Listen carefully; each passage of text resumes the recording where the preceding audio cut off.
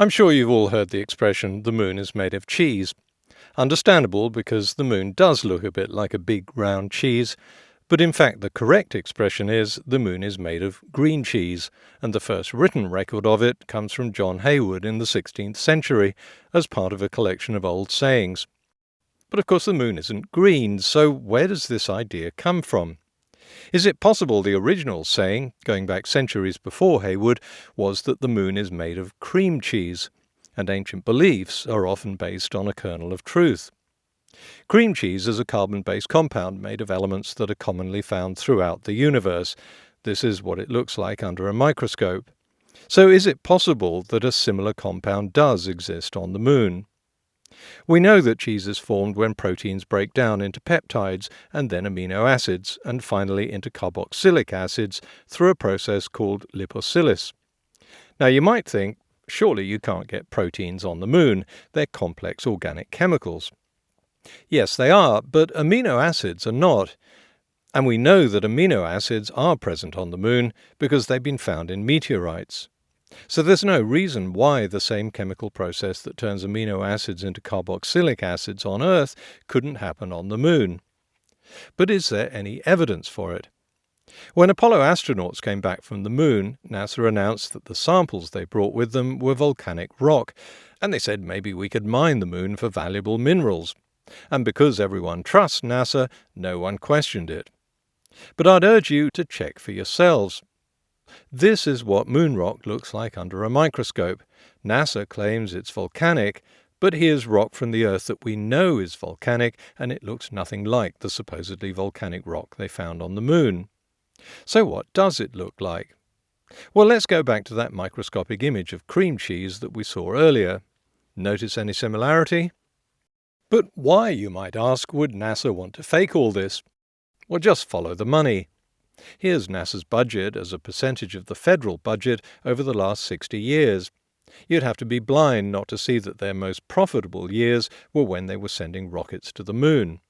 As long as they can keep up the pretense that there are valuable minerals there, they can ask for billions of dollars in funding. But the movement to expose NASA's fraud is growing. There's currently a debate over this issue in the scientific community, so you need to keep an open mind and listen to both sides of the argument. There was a huge controversy earlier this year when a peer-reviewed paper was published providing more evidence that the moon is made of cheese. The reason you haven't heard about this is because as soon as the paper was published, the author was fired from his job stacking boxes at a Walmart superstore, ostensibly because he forgot to refrigerate a carton of blueberry swirl ice cream. But the real reason is that he dared to go against the scientific consensus.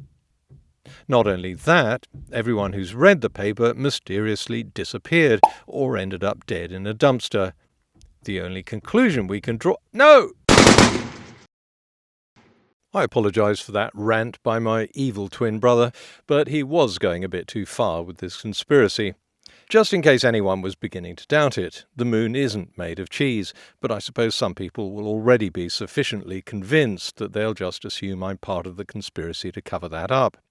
After all, people are prepared to believe videos that claim the Earth is expanding. If I'd made up something mildly less absurd, like the moon is going to crash into the Earth, it would be very easy to dazzle gullible people with lots of numbers and diagrams and convince them of anything. Don't just take my word for it, try it yourselves. Think up the most outlandish conspiracy you can, in other words, a conspiracy of scientists to fake data to cover up what you think is the truth, and build on it. Don't just make stuff up out of thin air. Do what real conspiracy theorists do, make it plausible. Cherry-pick some real facts, just make sure you draw the wrong conclusions. It's surprisingly easy and actually quite fun. So in this video I'm going to look at why people trust blogs and videos like these more than science textbooks. Of course, there are psychology papers that have studied the problem in depth, but their conclusions are not rocket science. There's a pretty obvious pattern in why people are drawn into believing junk science videos and blogs. The trick is to shame them into thinking they're closed-minded and stupid if they just follow what they're taught by the government, i.e. science teachers, but smart and enlightened if they believe in a conspiracy that few people know about. You may have failed science at school, but now you're somebody. You're on equal terms with a Harvard professor. And use certain buzzwords that I've seen come up time and time again in discussions with conspiracy theorists on my channel. One of the most popular mantras is do your own research, which of course doesn't mean pick up a textbook and learn about the subject. It means Google blogs that are easy to understand and echo your newfound beliefs, and blogs that are dressed up to look like peer-reviewed scientific papers. Oh yes, that paper. Well, the Journal of Eclectic Science is a journal my evil twin brother made up.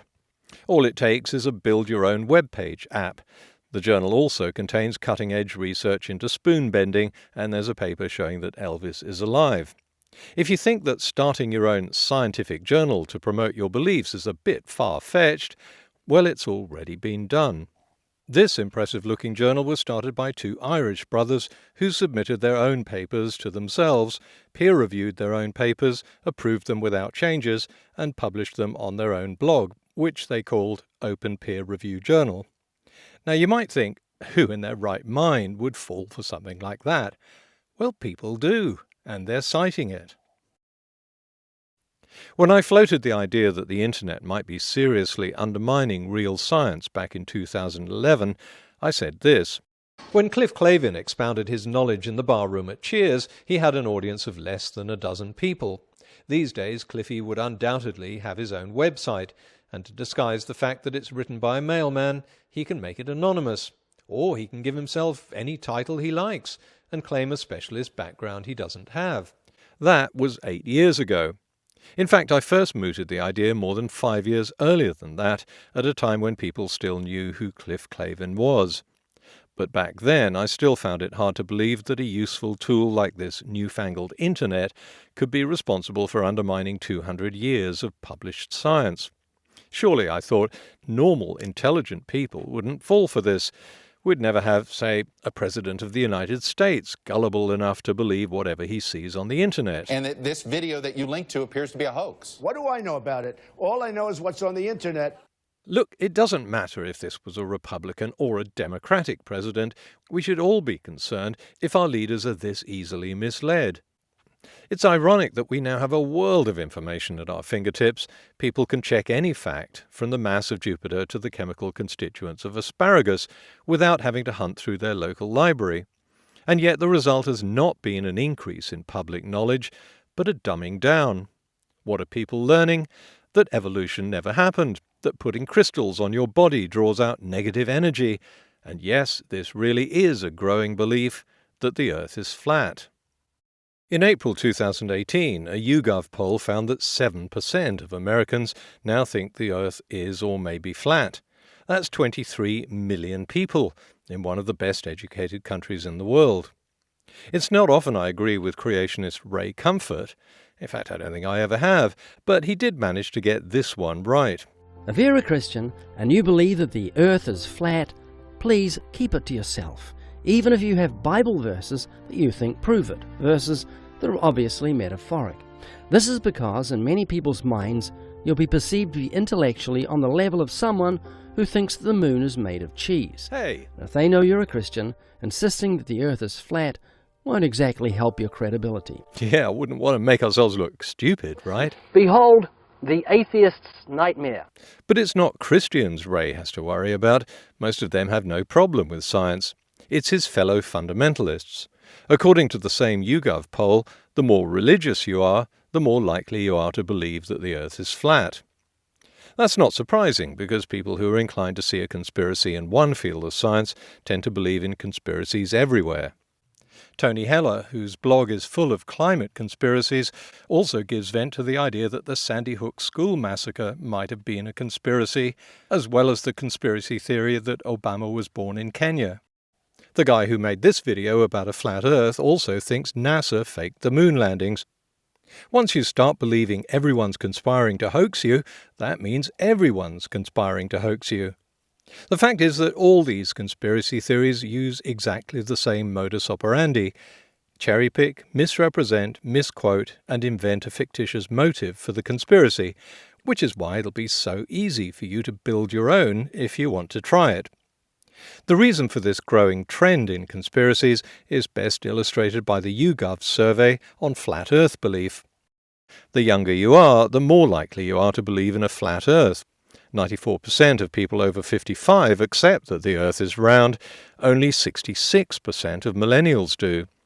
And where do millennials get their information? No prizes for guessing. Don't just take my word for it. Look it up yourself. There it is again. Do your own research. Now, there's nothing wrong with that if you want to look up how the ancient Greeks worked out that the Earth was round over 2,000 years ago, and how it's been confirmed by every branch of physics since then. But of course, these videos are aimed at people who aren't that much into science. They're not going to bother with textbooks and educational websites that contain complicated things like numbers. They'll Google sites like this. After all, 5% of respondents say they used to believe the Earth was round. Then, as recommended, they did their own research and came to the conclusion that there's some merit to the belief that the Earth is flat. So it's pretty obvious where they did their research. Google searches may not convince them that the Earth is flat, but it exposes them to enough bullcrap to sow a seed of doubt. That's all junk science needs. Once you believe scientists might be faking everything, you'll move quickly on to why, and that leads to the argument that they're doing it to get more research grant money. Why else? So let's see how this conspiracy works. In my geology class, there was only one high achiever who went on to do a PhD. This isn't her, by the way. The rest of us were just humdrum geology graduates who took up well-paid jobs in the oil industry because the intellectual demands aren't that great and the money is good. Most of my classmates went on to senior management roles in the oil industry, where the pay got even better. Helen, the one who did the PhD, could have easily landed a similar job because she was the smart one. But she wasn't interested in an industry job. She was motivated by a burning interest in geology and a desire to make new discoveries and further the limits of scientific knowledge. Don't be surprised, some people are just like that. The obsessive, inquisitive nature of researchers is how science has advanced for the last 500 years. In the years after graduation, Helen never mentioned that she'd been initiated into this secret worldwide conspiracy, but here's how it must have gone. After Helen successfully applied for a grant to study carboniferous ocean environments, her tutor would have broken the news to her. Sorry, Helen, but if you're going to find any evidence that's going to overturn accepted science, in other words, everything that's already been published, you're not allowed to publish that. You have to fake the data to cover it up, but there will be money in it for you. Let's just imagine Helen didn't tell the tutor that this was an outrageous request, but she's curious as to how anyone can profit from such a duplicitous scam. Her tutor would have told her, "You'll get grant money. It will allow you to do more research." And when Helen asks, what's the point in doing more research if that entails simply faking more data and never coming up with any discoveries, her tutor would have said, "No point at all. Your entire research career would be pointless. You'll never stand out, and your work will never be recognized or produce anything groundbreaking or original. And you'll never benefit financially. The only benefit that you get is to continue this charade until you retire without any self-respect and then die." To which Helen must have said, "Sounds like a plan to me." And that's why she supposedly took up a poorly paid research job faking data, all to get grants to do more data faking rather than simply move into a worthwhile and well-paid job in mining or oil exploration or dam construction. And not only Helen agreed to this, the same conversation happened with every PhD candidate involved in these controversial areas of science. They joined a conspiracy that involves not only researchers, but also journal editors, Nobel Prize committee members, everyone who works at geological surveys around the world, the Royal Society, the National Academy of Sciences, and a host of other scientific institutes. And presumably their spouses and partners. Apparently they're all in on it. When I made my last video, The Story of the Earth in 33 Minutes, I seem to have triggered all the various conspiracy theorists, from creationists who didn't accept evolution to flat earthers who refused to accept that the world is round. There were people who didn't accept plate tectonics or the role of CO2 in climate change, even people who believed Osama bin Laden was still alive or that he was a US government agent, and bin Laden was only in the video as part of an interesting story about geological unconformities. The weirdest conspiracy theorists of the lot were those who saw a conspiracy in the fact that the video was 33 minutes long. I had no idea what they were on about until I looked it up, and apparently the number 33 has some sort of dark Masonic connection. Well, that's a bit awkward. We can kiss goodbye to most scientific solutions if they're going to be put in a conspiracy basket whenever they use the number 33. Remember, my video was simply explaining what geology students learn at university. There's nothing controversial about it. But those who've decided some of this conflicts with their religious or ideological beliefs want the subject taught with those bits taken out. Well, sorry, science doesn't work that way. It isn't a pick and mix. All the disciplines within geology are interconnected. Every piece of evidence is related to and supports other pieces of evidence. Ignore one part and the rest makes no sense, like pulling away the leg of a stool. But if you're already convinced that scientists are conspiring to fake their research, then it's obviously no good me trying to provide evidence, because evidence comes from peer-reviewed studies. And of course you'll just believe these are part of the conspiracy.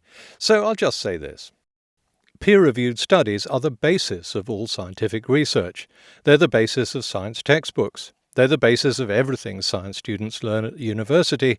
They're the basis of every piece of technology you use and the standard of living you now enjoy, even if you didn't know it. For example, this paper by Watson and Crick and this paper by Kerry Mullis are the basis of DNA analysis used for everything from catching murder suspects to breeding endangered animals. And they're the basis of GMOs that give you things like cheap breakfast cereals. Studies of the properties of cathode ray tubes in the early 20th century led to the development of television. This paper was one of several landmark papers that established plate tectonic theory that's used to predict earthquake patterns and mitigate earthquake disasters. Even medical papers, which are most frequently prone to errors because of the nature of the subject, are still robust enough to make huge advances in treating illness and disease. And peer-reviewed papers are still paving the way for technologies of the future. And don't forget, each of these landmark papers was dependent on hundreds of other peer-reviewed papers that went before them, which the authors cited, and the landmark papers themselves have been cited by hundreds of other papers that came afterwards and advanced our scientific knowledge even further. So before you start rubbishing peer-reviewed papers that are the basis of science, it's worth finding out how you've benefited from them. And taking a leaf out of my own subject, you're benefiting from the system of peer-reviewed scientific publishing every time you fill up your car. Knowing where to look for oil is no longer a matter of dumb luck. It's dependent on understanding different rock types, their stratigraphy, their physical properties, their faulting and folding patterns, and their ages. So the next time you find yourself musing about how peer-reviewed studies can't be trusted while you fill up your car with gasoline, and mutter that the best way to advance science is by sitting round a table giving persuasive arguments, try instead to spend those 60 seconds thinking about where the knowledge to find that gasoline came from, and give thanks to the geologists who used it to find not only your gasoline, but also the minerals that make up your car. You're welcome. But if you still think that geology is nothing more than a huge conspiracy, or just the link between earthquakes and plate tectonics, or the link between plate tectonics and CO2, or the link between CO2 and climate, or the link between climate and evolution, or the link between evolution and plate tectonics, if you think any of these connections is a hoax, then there's no point in teaching any geology to the next generation of geologists, because without each link, the whole discipline falls apart. So you might as well fire the mineralogists and the well loggers and replace them with bloggers and YouTube video makers who've thought up their own science through persuasive argument. Just go with what's on the internet, abolish universities, stop all the research, burn all the textbooks, stop pumping the gasoline, abandon your car made of metal, and walk back to the 14th century. Thanks again to all those who are supporting this channel by donating to my favourite charity. I'm delighted to pass on an email I got from them saying that donations from my subscribers have now reached $63,000, and one very generous donor gave $18,000, which is mind-blowing. This has allowed the model of providing healthcare in exchange for reforestation to spread to other parts of the world like Brazil and Madagascar. And here's some important news. Until December 31st, all contributions will be matched by a generous outside donor, so anything you give between now and the new year will be doubled. If you don't know what this charity is or what it does, please take a look in the video description because it really is groundbreaking, and I've been to Borneo to see the work they do for myself. Even if you're a conspiracy theorist and you've come to this channel just to promote your pet conspiracy, you're doing that for free, so why not give a few bucks to charity for the privilege? If they had a penny for every conspiracy that's out there, they'd already be fully funded.